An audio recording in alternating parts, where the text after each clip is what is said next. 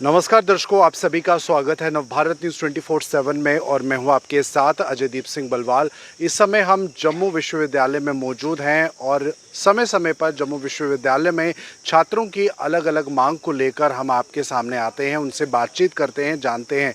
फिलहाल इस समय अजय लगोत्रा जी हमारे साथ मौजूद हैं, NSUI से हैं। इनसे जानते हैं इनका बाकी का इंट्रोडक्शन और क्या मुख्य वजह है जिसकी वजह से आज यहाँ इन्होंने एक प्रेस वार्ता को भी अंजाम दिया। इनसे जानते हैं। सबसे पहले आप थोड़ा अपना इंट्रोडक्शन हमारी जनता को दीजिए। देखिए, इंट्रोडक्शन तो स्टूडेंट्स तो जानते ही हैं। तो मैं अजय लगोत्रा हूँ, इस जम्मू विश्वविद्यालय में LLM का छात्र हूँ और NSUI जम्मू कश्मीर का कार्यकर्ता हूँ, प्रदेश अध्यक्ष हूँ जी, आज की आपका ये जो प्रेस वार्ता आपने रखी थी, क्या मुख्य उद्देश्य था? देखिए, उद्देश्य हमारे सामने सिर्फ 3 बिंदु यहाँ पे उजागर किए। पिछले साल से जो एडमिशन प्रोसेस मैंने 5 साल लॉ की यहाँ पे लॉ स्कूल में, 6ठा साल मेरा यहाँ पे LLM में अभी चल रहा है। 6 साल से हम भी देख रहे हैं यहाँ पे एडमिशन्स होती हैं जम्मू यूनिवर्सिटी में, और पिछले साल से इन्होंने एक नया तरीका लाया। उसमें इन्होंने क्या किया कि स्टूडेंट्स को ये पता नहीं चलेगा कि उसका रैंक क्या है, कट ऑफ क्या जा रहा है। एडमिशन मान लो 2 कैंडिडेट्स हैं, आपने और मैंने अप्लाई कर दिया, आपके नंबर है 90, मेरे नंबर है 100। मान लो अब मेरी एडमिशन जो है वो मुझे आप यूनिवर्सिटी क्या करेगी, हम दोनों को, अगर आपकी सीट निकली तो आपको मेल जाएगी, मेरी निकली तो मुझे मेल जाएगी, हमें बाकी वालों को पता भी नहीं चलेगा क्या लिस्ट निकल गई है। सबसे पहले तो ये। अब मान लो आप हो यूपी से, ठीक है, मैं हूँ जम्मू का गरीब डोगरा। आपके जो रिलेशंस हैं हमारे वाइस चांसलर साहब से बहुत अच्छे हैं, क्योंकि ट्रांसपेरेंसी तो है नहीं, पारदर्शिता नहीं है। और प्रोविजनल लिस्टें जो पहले निकलती थी, जब पहले दिन लिस्ट निकलती थी ना, तो हर डिपार्टमेंट के बाहर एक पूरे जितने बच्चे अपीयर होते थे एंट्रेंस में, उन सभी की लिस्ट निकल जाती थी। 1 से लेके 1000, 2000, 5000 जितने भी होते थे वो निकल जाती थी। और दूसरी तरफ जो पहले दिन जैसे पहले निकलती थी ओपन की निकल गई, दूसरे दिन SC की निकल गई, और ओपन में मान लो 30 सीटें हैं, उन 30 की अलग से मेरिट लिस्ट निकल जाती थी। अब स्टूडेंट्स आते थे, स्टूडेंट चेक करते थे, मेरिट लिस्ट में मेरा नाम नहीं है, फिर वो जाता था प्रोविजनल लिस्ट की तरफ। अच्छा, 30 की ये है और मेरा 31 नंबर है। मान लो अगर इन 30 में से एक भी नहीं करवाएगा, I will be in merit list, मेरी एडमिशन हो जाएगी। मतलब टोटल ट्रांसपेरेंट सिस्टम था, उसको होप भी जाती और पता भी चलता था कि हमारा क्या हो रहा है। ये बदलाव कब से हुआ, क्या लगता है? ये पिछले साल से। जब कारण क्या थे, आपने एडमिनिस्ट्रेशन से बात की? मैं आपको उसी पे आ रहा हूँ। थोड़ी सी लंबी बात हो जाएगी लेकिन पूरा आपको तफसील से बता दूंगा। हमने पिछली बार जब CUET आया, मैं भी उसका एस्पिरेंट था, मेरा लॉ खत्म हुआ, मैंने LLM में देनी थी। वो एक सबसे पहले तो वो जम्मू पे इम्पोज किया गया, ठीक है, जबरदस्ती CUET ले आए।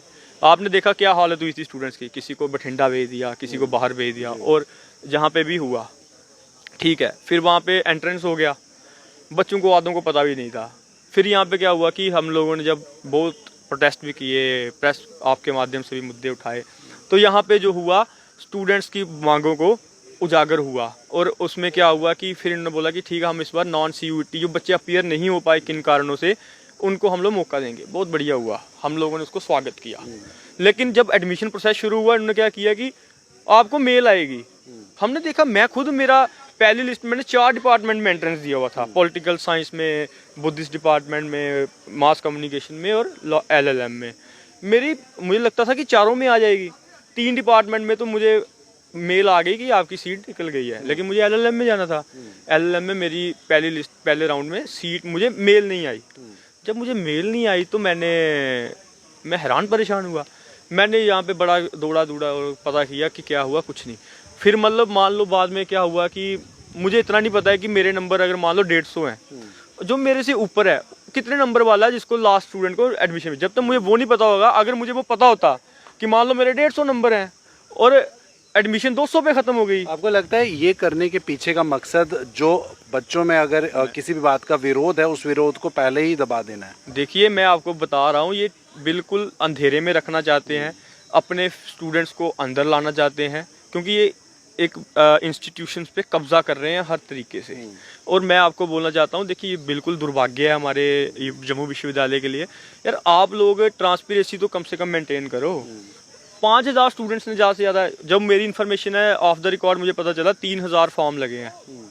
3000 बच्चों का डाटा क्या होता है यार? आजकल तो नॉर्मल जो बच्चे डाटा ऑपरेटर का काम सीख रहे हैं, वो 2 घंटे में भी उसको करके आपको दे देगा। आपको क्या लगता है वाइस चांसलर इस बात को लेकर चुप्पी क्यों साधे हुए हैं? वाइस चांसलर तो बोल के राजी नहीं है, वाइस चांसलर तो बिल्कुल एक वो अभी तो घमंड तोड़ेंगे, क्या हो गया, पहले थोड़ा सा इनको होगा कोई होगा, अब तो ऊपर से लेकर नीचे तक सब चीज़ें स्ट्रीमलाइन हो रही हैं। कोई बात नहीं, इब्तिदाए इश्क है गालिब, आगे आगे देखिए होता है क्या। लेकिन सबसे बड़ा आज का मुद्दा जो है उसके ऊपर मैं आपको बोल दूं कि सबसे पहले प्रोविजनल लिस्टें अगर कल तक नहीं निकलती तो फिर उसके बाद एनएसयूआई प्रदर्शन भी करेगी। एक दूसरा हमारा मुद्दा है नॉन सीयूईटी कैटेगरी। इस बार बोलेंगे नॉन सीयूईटी वालों को फिर से एडमिशन पोर्टल खोलेंगे, उनको चांस देंगे। क्यों दोगे भाई, पिछली बार तो उनको पता नहीं था, ठीक है, हमने उस चीज़ को मान लिया, आज आप क्यों मौका दोगे? क्यों? क्योंकि अगर जो आपके नालायक और आपके चहेते वो सीयूईटी में फेल हो गए, आप बैकडोर से उनको अंदर लाना चाहते हो। लेकिन यहाँ पर एलजी की अगर बात करें तो अपने भाषणों में उन्होंने साफ तौर पे ये कहा है कि पारदर्शिता है और किसी तरह की बैकडोर एंट्री नहीं है। लेकिन जम्मू विश्वविद्यालय में जहाँ पर छात्र पढ़ रहे हैं और एक अच्छे भविष्य की यहीं से ही शुरुआत होती है, तो छात्रों के साथ भी पॉलिटिक्स आपको लगता जा रही है? देखिए, मैं आपको एक चीज़ बताऊँ, बहुत अच्छी बात है, ट्रांसपेरेंसी होनी चाहिए और बैकडोर एंट्री नहीं होनी चाहिए। हम भी उसी चीज़ को क्या पता ना हो रही हो, लेकिन अब मुझे ये बताओ कि भाई इसमें रीज़न क्या है? आप प्रोविजनल लिस्टें क्यों नहीं निकाल रहे? ये भी तो पता चले, क्यों नहीं निकाल रहे आप प्रोविजनल लिस्टें? जब आप प्रोविजनल लिस्टें नहीं निकाल रहे, इसका मतलब कुछ ना कुछ तो दाल में काला है। और मेमोरेंडम देने के बावजूद, मैंने 2 दिन पहले दिया था, अगर आप दूध के धुले होते आप आज तक दे देते। लेकिन ये नॉनसेंस से रिस्पॉन्स दे रहे हैं, नॉन सीयूईटी वालों को एडमिशन हम नहीं होने देंगे। तीसरा, सेकंड प्रेफरेंस रूल, मतलब मैंने किया एक डिपार्टमेंट से पीजी, मैं बोल रहा हूँ कि अब इन्हीं की जो न्यू एजुकेशन पॉलिसी है वो कहती है कि सिस्टम शुड बी ट्रांसपेरेंट और फ्लेक्सिबल। कि मतलब जैसे मान लो कोई बच्चा साइंस में है, उसको मैथमेटिक्स पढ़ने का मन है तो वो चला जाए पढ़ने, मतलब उसको म्यूज़िक सीखने का मन है तो वो सीख सकता है, मतलब बड़ा फ्लेक्सिबल सिस्टम है।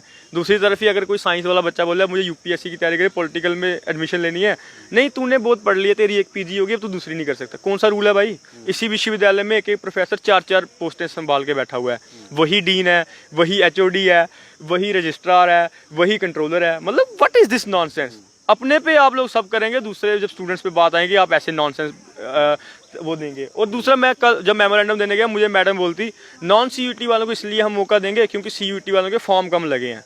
और मैंने बोला तो उसमें आपने अवेयरनेस करनी, हमने 3 बार डेट एक्सटेंड की, 3 बार डेट एक्सटेंड करने के बावजूद भी अगर वो नहीं कर रहे, इसका मतलब क्या है कि वो विलिंग नहीं है। तो एनटीए ने तो 5 बार डेट एक्सटेंड की, इसका मतलब जो सीयूईटी में अपीयर ही नहीं होना चाहता वो भी विलिंग नहीं है। ज़्यादा प्रबल दावेदार कौन है, नॉन सीयूईटी वाला कि सीयूईटी वाला? इसलिए मेरी आपके माध्यम से ये मैं बताना चाहता हूँ, चेताना चाहता हूँ, अगर आप हमारे इन मुद्दों पे गौर नहीं करते, एनएसयूआई जम्मू कश्मीर प्रदर्शन भी करती नजर आएगी।